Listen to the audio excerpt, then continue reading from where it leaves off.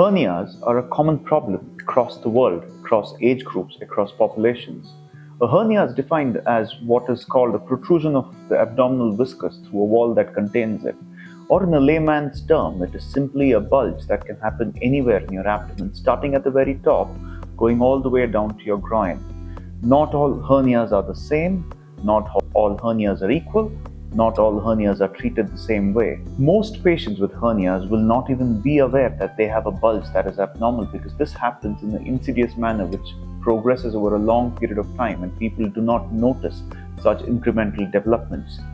Patients with hernias can have inguinal hernias. This is mostly at your groin. You can have incisional hernias. These are hernias that happen from previous surgical operations. Patients can have umbilical hernias. These are bulges around the belly button. Patients can have hernias between the belly button and the rib cage. These are also referred to as ventral hernias. They can essentially happen anywhere in the abdomen.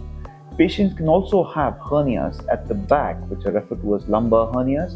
These are only a small group of hernias that are defined, and there are many more named hernias that patients can have. Often it is very important that this is diagnosed correctly and diagnosed at a stage that makes it suitable to have treatment.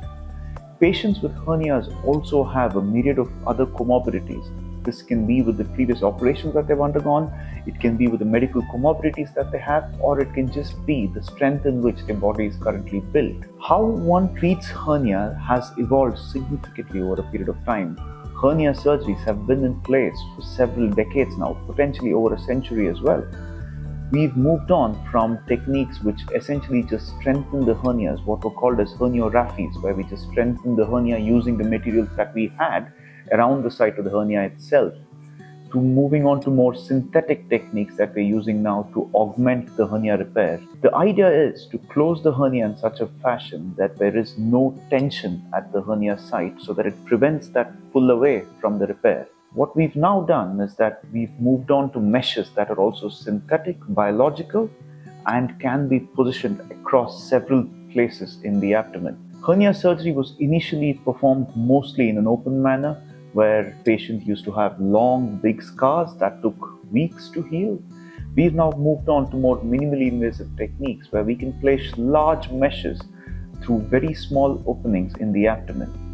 Patients who have a complex anterior abdominal wall hernia in their abdomen that may have happened from a surgery or that may have happened spontaneously can also have what is called as a loss of domain, where there's more of the hernia than there is the regular abdominal wall.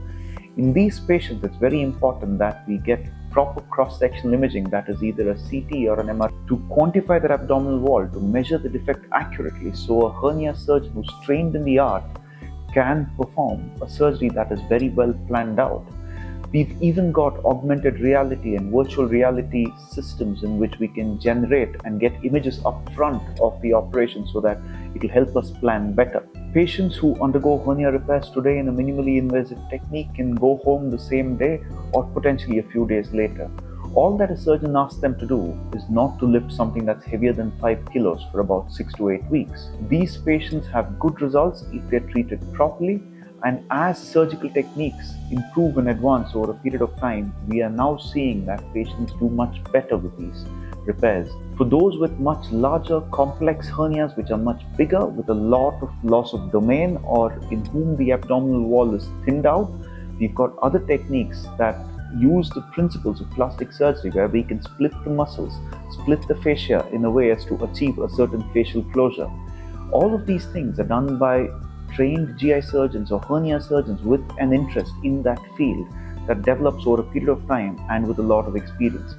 If you've got a hernia or think you do have a hernia or are considering treatment options for a hernia, please do get in touch, because we will be able to offer you world-class cutting-edge techniques with relevant evidence-based information so that you can make the decision that is right for you.